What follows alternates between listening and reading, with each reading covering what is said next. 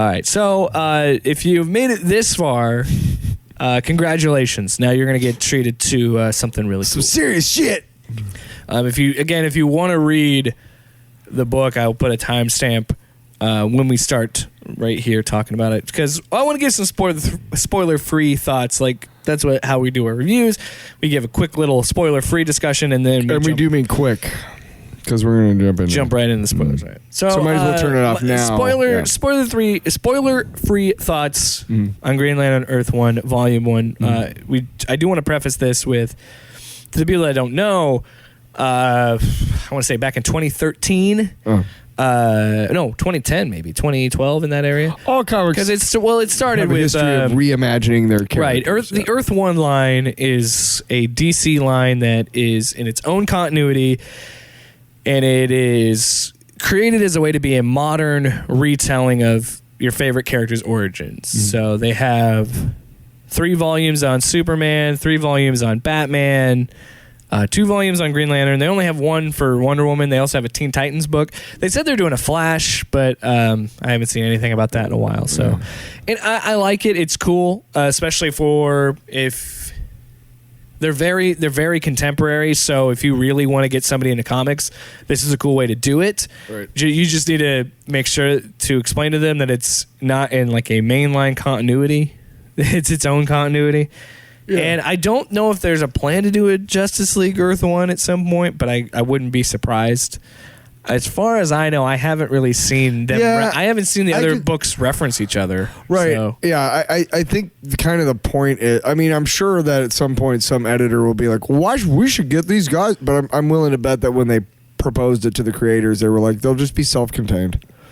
Yeah. You do your thing. And well, and it was a way to get writers like Grant Morrison and Jeff Johns and a couple others to kind of just not have to curtail to the mainline continuity and tell the story they want to tell, or a different take or whatever. Right. And we'll definitely cover the Batman ones and the super. And I don't think I've read Volume 3 of Superman, but I've read both of those, and I like those. JMS does those. Oh, nice. Well, you got the and Jeff Johns does Batman. You have a lot of comic companies. Marvel and DC in particular.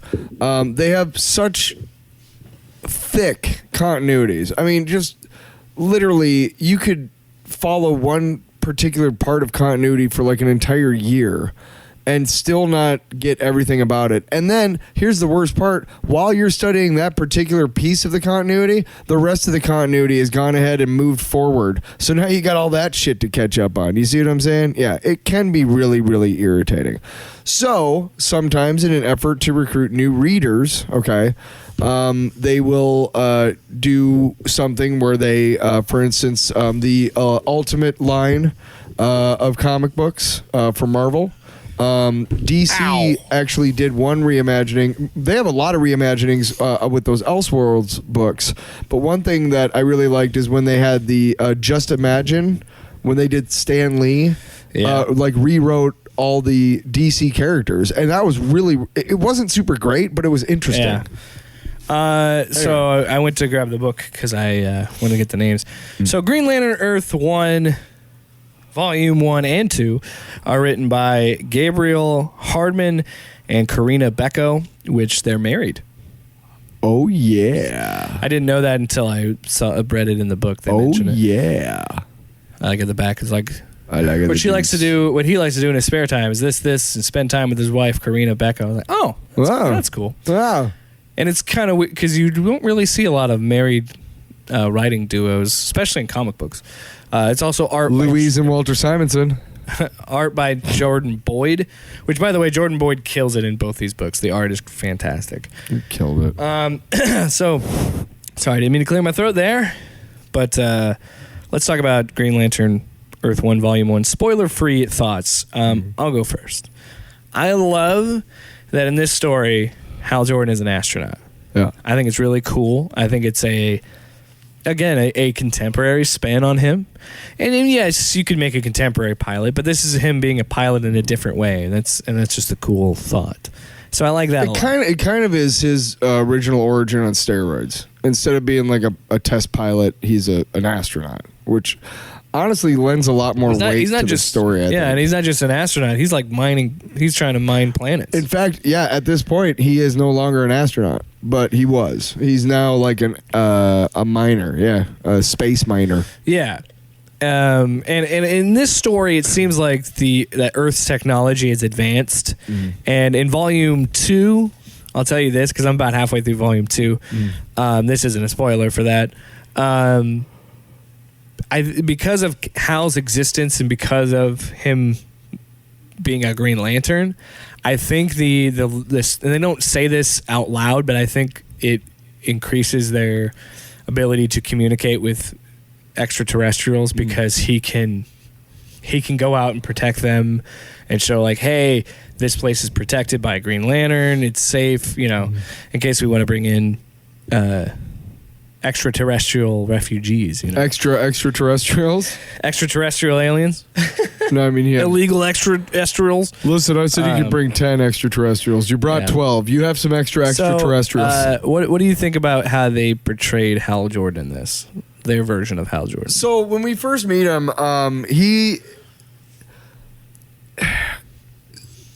it's hard to remember what I felt when I first started reading because I've read the whole book, and he does go through an arc that makes him extremely likable. If not, he never becomes like a cute and fuzzly. He doesn't turn into the cocky.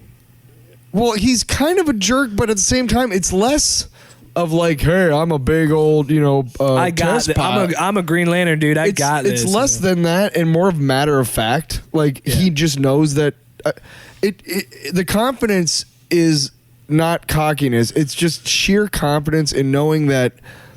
I don't know. There's so many points in the book where like he's at a crossroads. Like there's a point where they're both him and Kilowog are both captured while they're doing. And we'll get into the spoiler. Whoa. There's a point. We haven't even touched. That's big spoiler. No, it's not. They don't know that he's in it. Yeah, I'm kidding. Go ahead.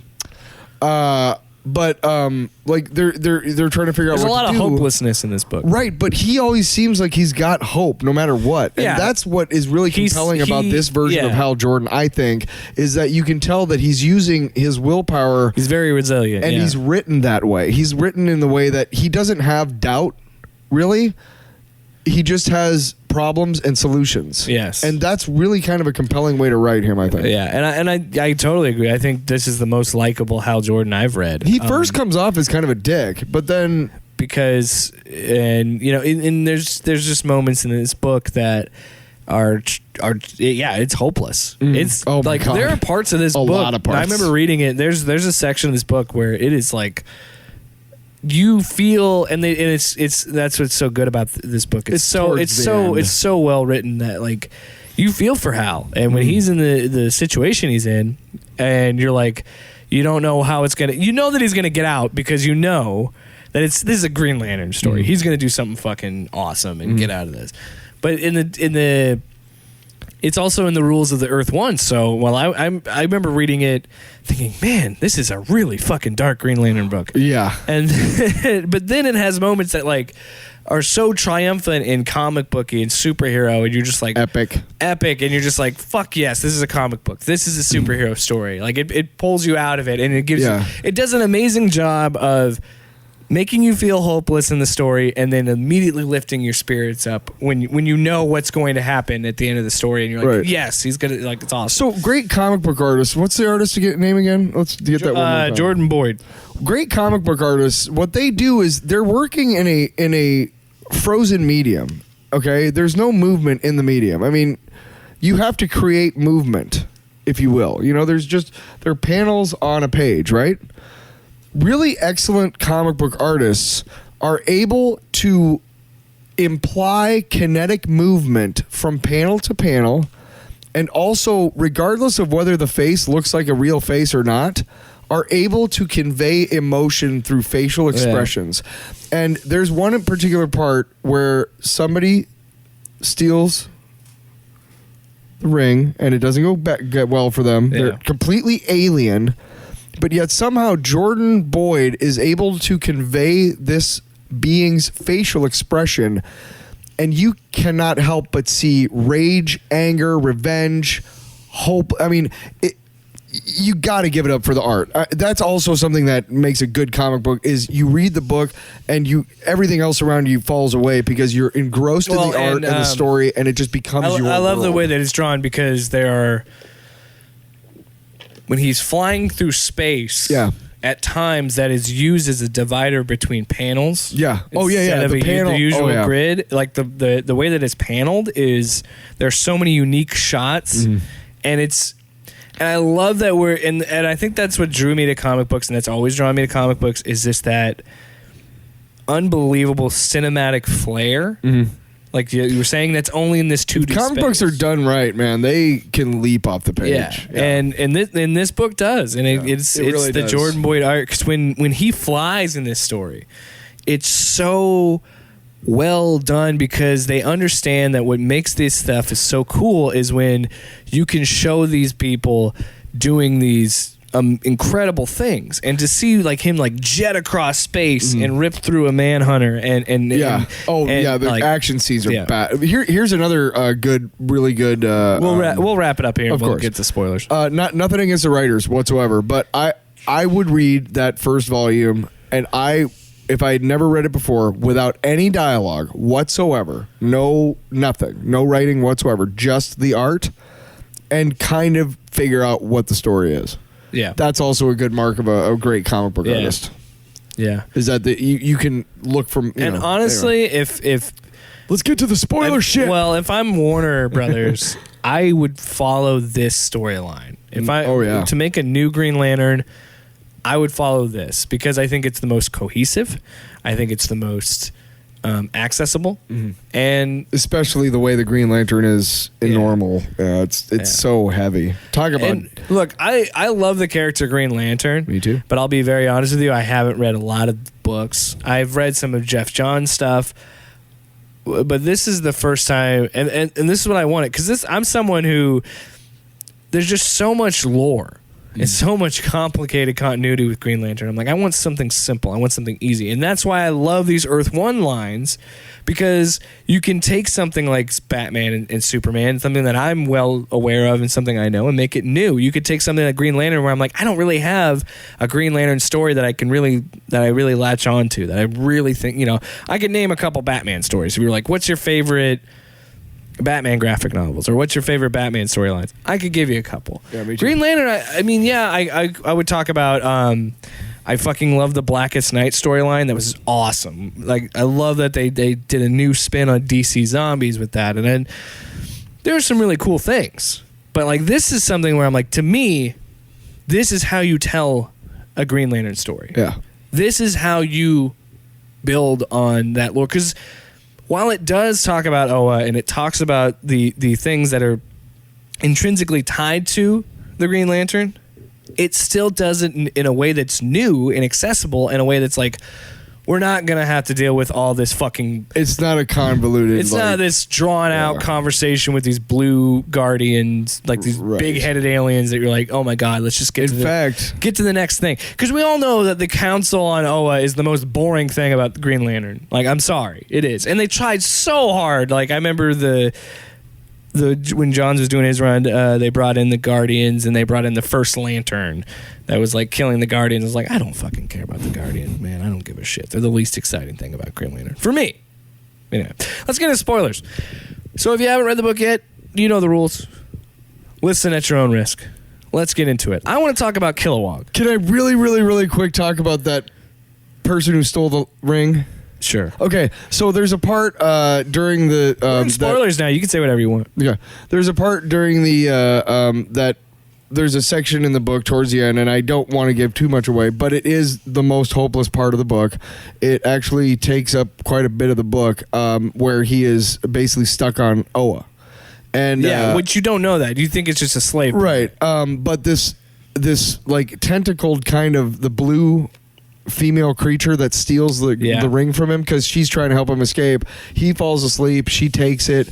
He runs after her, and when he's trying to get the ring back, I remember very particular. There's this one panel where she looks at him like she's got this expression of "fuck you, man."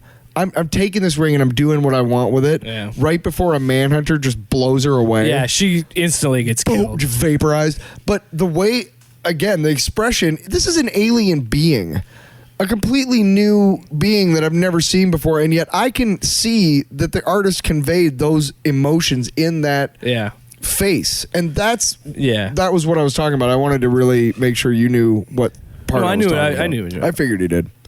Yeah. I've read this book twice because I read it. Actually, no, I think I read it 3 times. The grit looks like grit. No, well, you know, and that's the thing. But what I wanted to talk about, because I love how they did Kilowog. yeah. So again, what I love about Earth One, taking what you know and just tweaking it a little bit, changing it. So after once Hal gets his ring, him putting the ring on. Well, no, his buddy puts the ring on first, and then he gets it, and we'll get into that a little bit. Actually, no, fuck it. We'll just go right now. The spoilers, we're gonna jump around a bit. How do you? We're not just gonna tell them what happens, but yeah. Well, I mean, we can. It's spoilers. It doesn't matter. Sure, but They've already accepted they're not going to read it if they're this far in and they have it. well, you suck because it's a good book. Well, that's their fault.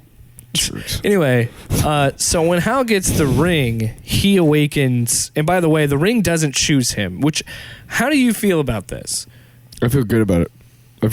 I like that they literally rewrote the Green Lantern Corps, and they made. Oh, that's what the second book is. It's about forming the Green Lantern right. Corps. Well, okay. So in the first book, At least that's what I think it is. There was a Green Lantern Corps, and then the Manhunters killed them all off, and that's where we open the first volume. Is that there's rings out there, but they're kind of like contraband. And the Manhunters were designed. The Manhunters are still around, so if somebody uses a ring, then the Manhunters will find it and kill them. Activate them. Yeah. Basically, yeah. So no, nobody's using Green Lantern rings, and that's why when Hal first puts his on, it awakens the power and also makes him a target at the same time. But he doesn't know what the fuck is going on. They explain it later in the story about why the Manhunters. They weren't supposed. Don't want to get all into that, but yeah, they explain it really well. Just talk about it. You go ahead then. But I'm just saying, stop pulling up. No, talk about the fucking story. We're in spoilers. Spoil the goddamn story. Anyway, after Hal activates the ring, it wakes up this Manhunter. He fights it in space and he rams through it and cuts through it and kills it, which he's not supposed to do. And he knocks out. He blacks out. Then he wakes up in a hospital bed on some foreign planet, and that's how we're introduced to Kilowog. Mm-hmm. Kilowog is interesting in this story because I like that he's a more nurturing Kilowog. Because the Kilowog we're used to is the one where he beats the shit out of Hal. Well, he still comes from a culture that is extremely warlike. Well, and also which makes him an outlier in his culture. Yeah, and he's just hard. In this one, he's a little bit more sympathetic towards Hal Jordan. Whereas usually when you meet him, he's already on Oa and he's beating the fuck out of him when they're training. But those are some of the most. When we were talking about what a compelling character this Hal Jordan is, how he almost Kilowog's fantastic in this story. But almost all of the great scenes where Hal Jordan does the unexpected and just does it instead of thinking about it too much. A lot of them involve his interactions with Kilowog, like when he takes him away from the planet at the first in that first meeting. I love how Kilowog is like, "How did you do that?" Like when he's talking about the Manhunter that he killed. Yeah. And he's like, no way. There's no way you did that. And it's really funny because this is where you can tell that they cared about the mythology. Right. And they had a little fun with it. Even though it didn't choose Because Hal. when he wakes him up, Kilowog goes, "You need to train me." And I was like, I thought it was like, oh, that's cute. Yeah. They're like, oh, yeah. And he's like, what are you talking about? I don't know what I fucking did. I just did it, and now I'm here. Now, the ring didn't choose Hal, but clearly the fates have something in store for him because he's really good with the ring. Yeah, and I think that the implication there, what they tried to do in this was saying that the ring did choose him in a way of he was born to be a Green Lantern. Right. Like this was what he was. Maybe not that particular ring. Right. The ring itself didn't explicitly pick him, but he was destined to be a Green Lantern. Destined to I agree have- with you. I think that's what they're implying for sure. Because the even in my belief, my understanding of the story, I was like, wow, he really is just fucking flying in space, Yeah. like no problem. He doesn't plan that much, and that's one thing I like about this Hal Jordan. Yeah, well, is that and that's true to Hal Jordan's character. he's more of a Hal Jordan has always been the shoot first, ask questions later kind of character. That's true. So and I love that, and that's true to the character. Yeah. And it works out most of the time for him. In the Yeah, book. Sometimes and it goes back to sticking, and that's what these Earth One books are about, is sticking to the core of those characters, but telling new stories and being, having unique perspectives. So yeah, Hal, it is cool that Hal isn't necessarily, and you're right, he isn't necessarily cocky, but he's very confident that he's very confident that he can figure it out. He's confident that he can get out of it. he's a leader. He's a natural born leader in this story. He's got the qualities you look for in a leader. I also love the fact that after he killed he killed a big robot in space. Pretty big. He's just accepted that, like, at this point, weird shit's gonna happen. Yeah. Hi, alien man. That's the other thing too. Is like, yeah, he's almost unfazed. He's unflappable, really. Because he's just like, you know what? I fought a robot in space. Anything's possible. With no spacesuit. He's walking with around, a magical fucking ring. He's walking around on this fucking slave world, being whipped and shit, and he can't understand any of these aliens. And instead of being horrified that he's the only human on this entire planet and all these strange, he just accepts it. Yeah. So that when the ring charges up again and he can finally understand them again, he's like, oh, cool, I can understand them again. Instead of like, like most of us would do, because that'd be insane. I love what they did with him and made him more sympathetic. And then I love that he eventually still trains Hal. They still work that into the story. And honestly, again, It's a symbiotic relationship. they both Kilowog and Hal are written so well. I think the most fun of this book is when they're together, when they're buddy cop, like when they're training each other and they're learning it. The part where they try to get drunk is awesome. Yeah, and Hal explains to him, what it's like to be a human in Earth, and then Kilowog explains what's happening. So when the Manhunters do find them, because they've been training and using the rings, so Manhunters find them. This is also where we learn that he has to have true to the character, he has to have the lantern to it's a battery. So yeah, the Manhunters show up, and then the other people that live on the planet are like, Kilowog, you fucking dick, you brought them here. Yeah. Why is this fucking thing? And then Hal's trying to help, and he's like, look, I get it that ring can translate and you can understand me, but you don't know what the fuck you're talking about. And so the Manhunters show up, they try and fight him, they're losing. You think Kilowog dies, or Hal does, and he's like, oh shit, grabs Kilowog, shoots out into space. And that's what you're talking about, where he's like, how did you do that? How did you have that power? And he goes, I don't know. I just had to get you out of there. And he's like, you fucking killed my people. You took me. He's like, hey man, I don't have a fucking planet either. No, it's when Clearly, I don't know what I'm doing. I need your help. When after he kills that first one in the beginning of the book, where Kilowog rescues him. Yeah. And he's talking about like, yeah, I picked up the wreckage of the Manhunter that you killed, and he's like, how did you? Like I think he says like you shouldn't have been able to do that, because he doesn't know how to use. But then Hal also says that like, hey, he was also damaged. No. But Hal also was like, yeah, it's he's like, dude, I didn't fight them as full power. That was a damaged one. Like, I can't do this alone. I need help. I like when he finally gets the power in the battery, and he just goes, damn. Yeah. Just blows that fucking Manhunter's head off, clean off, and like he's just standing right there. Damn. Yeah. And again, I love it. I love this idea that the ring doesn't choose, but they wrote it in a way that it doesn't choose, but it does, because we were talking about that, about how Hal feels like he was meant to be a Green Lantern. Yeah, and he definitely was destined to be. Right. And so usually when other people use the ring, they die, which is because his buddy touches the ring that he's working with and dies. What's her name? This blue squid lady. I can't remember. We were just talking name. about her. I don't think they mention her name. Well, I don't think they do. No. She uses the ring, gets obliterated. So it's like anybody that doesn't anybody but Hal uses the ring, they die, which I think is kind of funny. Pretty much Hal is the only one who's smart enough to like run away as soon as he uses the ring, because he knows the Manhunter's coming. Nobody else does. Yeah. They're like, what? So what the fuck is that? Hal and Kilowog are going around trying to get other trying to find the remaining Green Lanterns that are out there, Which trying is to a great part of the book. and again, the best parts to me of the book are when Kilowog and Hal are together. I Yeah. love it when they're together in the story because they work as you buy them as friends, because once he takes Kilowog off his home planet, Kilowog understands the dire situation that Hal's in. He understands that it's bigger than both of them. And they both realize they have to rely on each other to survive, and that's really cool. And eventually, while they're looking for Green Lanterns, they eventually get caught by the Manhunters, and they get put on this slave planet. And you're not sure what planet it is or anything. They It's don't not say. said. There's no captions or anything. Right. And then eventually, Hal, his ring runs out, which is also a really fucking sad part of the book.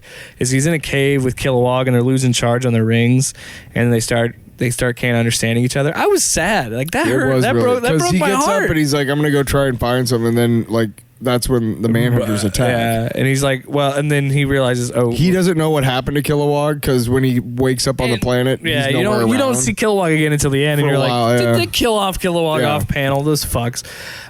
So we go on the slave But planet. talk about But hopeless. eventually, Yeah. at some point, Hal can start understanding the aliens again. So yeah, his ring is he started inexplicably to being notice- and charged. He still has his ring on him, and he starts to realize, yeah, it's starting to get some power because he can start understanding.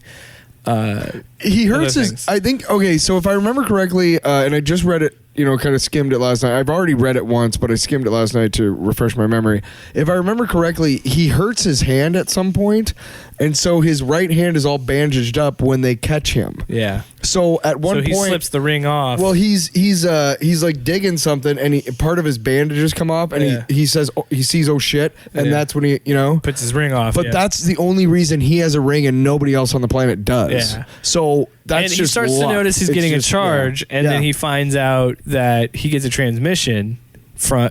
It gets a message into his ring from. Oh, by the way, in this, you can talk to. Your ring is like a Surrey. It's like an AI type of thing, and if you talk into it, you can send messages to other Green Lanterns and things. It's like a Jedi holocron. You can Yeah, kind of. access Yeah, it's like a hologram type thing. information. So yeah, he gets called in from a Guardian, Yeah.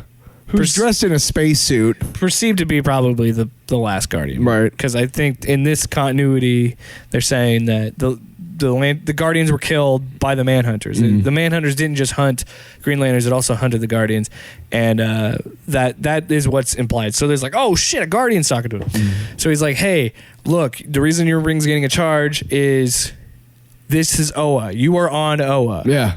And I was like, what a fucking cool twist. Like, holy shit. The Manhunters captured these lanterns and put them back on their home planet and said, you can't leave. Now the best part about this is, so they have all their rings, so they can't leave anyway. But the best part about this Because whole once the ring turns on, the fucking Manhunters will swarm them. Right. The best part about this whole thing is while it's like 4 or 5 pages of exposition of what's going on. Yeah. In the entire, almost every scene, there's this gigantic fucking dome in the background. Yeah. It's never mentioned or even referenced. Which I didn't but even. they have to walk around My first you know. read through, I didn't notice. Right. Yeah, absolutely. I'm 'Cause it's saying that such- now it's because I such- skimmed it last night. Yeah, no. Yeah. It's such a non. It's so far in the background. Yeah. That you don't. It's think just about it. scenery. Like, oh, sorry. It's just And you- scenery yeah, like you think everything it blends else. into the rest of the Which environment. is so fucking cool when they reveal that, Yeah. hey. But when he said that, he goes, "No, I invented. They were too good. They captured all of them. They brought them here." Yeah. And he goes, and then Hal's like, "Well, that explains it." I was wondering. He's like, "I didn't understand why the robots needed slaves." And it's Right. like, yeah, he's like, "No, they captured the lanterns, stuck them on their home planet, and says we're gonna make you stay here," and which is again a cool fucking twist. Like. Yeah. And again, for someone who likes Green Lantern but doesn't really give a shit about the Guardians of Oa, I was like, that's a dope twist. And then the Guardian explains, he's like, hey, the only way to kill these fuckers is you got to overcharge this core, and that's going to give you like unlimited power. That's the only way you can do it. You got to destroy Oa. He's basically trying to get him to destroy Oa and He the wants battery. to destroy the battery, yeah. But Hal learns, because he goes in, he finds the dome, he goes in, and the Manhunters know they're fucking coming out. Oh, like, yeah. requesting entrance. They're like, In we're like, force. they're like banging on the door pretty much, and he's at the core, and there's this giant splash page of this big green orb that's the power core. It's like the size of like the Sydney Opera House. and then Hal goes, damn. Yeah. I think he was like, I think he I thought he Manhunter- said like "holy shit," but A I think he might Manhunter have said breaks "damn" in or whatever. and he shoots his head off, and he's like, "Damn." Well, no, yeah. When he gets in, he's like, "Holy shit!" Yeah. Like at the size of Yeah. it. And then he goes up to it to overpower it, and yeah, the Manhunter comes in and he hits him and he obliterates his head, and then. When he uses this, he sends a message like calling all Green Lanterns, get to Oa. This is where all the Manhunters are. We can end this right now. So You have no reason to trust me. yeah, But I understand, but this is it. I think he says, like, if you have a ring, like, please. You'll get this, yeah, because he says send this to anyone that has a Green Lantern And that ring. little furry dude who he looks like he's wearing kind of a kimono. They talked to him at one point. Yeah, and he he's was a hiding his ring, yeah. Right, and he actually they show him they show all these different lanterns. Yeah. Dude, the final fight is so oh, fucking so cool cool. when all the lanterns come in and they're taking out the Manhunters. Before I forget, I want to mention when I was growing up, Green Lantern, one of my favorites too, and he had a girlfriend, which actually, when you think about it in today's context, was really creepy. Aricia. And she's this yellow-skinned, or it's kind of orange-skinned with like really you're light talking yellow about hair. the blonde alien with the white. Right. In the comic books, she joins the Corps, and she's like super young. Yeah. Which is really creepy that Hal Jordan and her are together. Okay, there's a lot of creepy Green Lantern shit in the This past. is different continuity. Right. But this is what I'm saying is that Aricia, when she does show up, is such a fucking badass. Yeah. Like, she literally almost kills Hal and Kilowog because she's like, you guys don't deserve that fucking ring. Like, it's just like... Yeah, and then I want to say hats off to the writing team for taking that tired old damsel in distress trope and turning it on its end. By the end of this, Hal says, "Hey, you should lead the Green Lanterns." Right. And yeah, and again, I'm about halfway through Volume 2. In this book, this is Volume 2 takes place 3 years after the first book.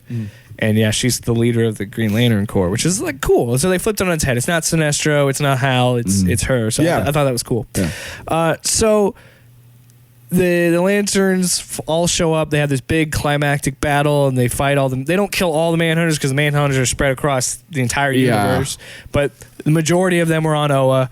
So, but instead of destroying Oa, they found out that they didn't need to destroy the core. They just restore it. They just were able to restore it, so then they have their power core back, so they could still go to Oa and back and all this. But what about the twist? And then we get the twist again that the Guardian that sent out the message was pissed because the reason he sent the message to Hal wasn't to free the Green Lanterns, it was to destroy the them. battery. Because he wanted to destroy Oa because that was the only thing stopping him because he said, this is my better creation. And you show he's up a fucking room. yellow lantern. A room, and all you see is a bunch of hands And it's yellow upraised, and they're lanterns. all yellow. Yeah, and it's like he says, "This creation, this ring is better than the other one." Yeah, or this is my something. better creation. or some Right, shit. and it's like, oh fuck. So it was like, I was like, that's such a cool, and again, And it's organic. It's not like, oh come on. well, and that's the thing too. And reading it the second time, it's such a better reveal because I totally forgot about the Yellow Lanterns twist. I did too. I kind of skimmed. Again, I skimmed the book last night to refresh my memory. When he first talks to the Guardian, I kind of skimmed like right past that because I knew it was getting towards the end of the book and like the big fight, and so then I kind of forgot that he had been there, and then so when I got to it when I was skimming it last night, I was like, I had to stop and like actually read everything, and I was like, oh shit, I forgot about it. Yeah, it's really cool. Yeah, which is another cool twist. Instead of it being Sinestro, it's a the air quotes last Guardian. I'm sure we'll find more in Volume 2. So I've read about halfway. I won't give anything away. Yeah. What do you think when we read Volume 2? What do you think it's going to be? There's different? going to be a giant orgy at some point. Oh wow! Take that, Comics Code. Yeah, authority. No, what do I honestly I don't know, because here's the one thing I really like about this book is when I watch like Law and Order and shit like that, I can tell like who's gonna be like the bad guy at the end, right? Yeah, the twist. Yeah. I almost couldn't predict any of that first book, and Yeah. that's why I loved it. Yeah. So I don't want to predict anything because I don't know. What I can tell without spoiling anything from being halfway through it, it definitely focuses Why don't we hold off on it, and after you're done, I'll read it, and then we'll do a review. Well, what I'll say is, from what I can tell so far, Okay. it does seem to be more talking about Hal and his place within the Green Lantern Corps. Like, it's cool because they're rebuilding the Green Lantern Corps. Yeah, that's the point of the next book. That's kind of one of the big themes of the book, and it's cool from what I could read. And it's cool. It's an entertaining story. Yeah, we spoiled the whole thing. So if you spoiled the whole thing. if you have read it and you enjoyed the spoiler talk, I'm glad you did. If you had the whole book spoiled for you, that's on you. Go read volume 2 then, jerk. Yeah, fuck you. Whoa. Wow. All All right, so that's it for Green Lantern Earth 1 Volume 1. Volume 2 we will read next week, and that will be then we'll think of something else. We're not gonna review books and movies the whole time. You know, this is more of a free. Yeah, This is a fluid show. We're doing books right now, but I think next week we'll do books. And then next week we'll do more books.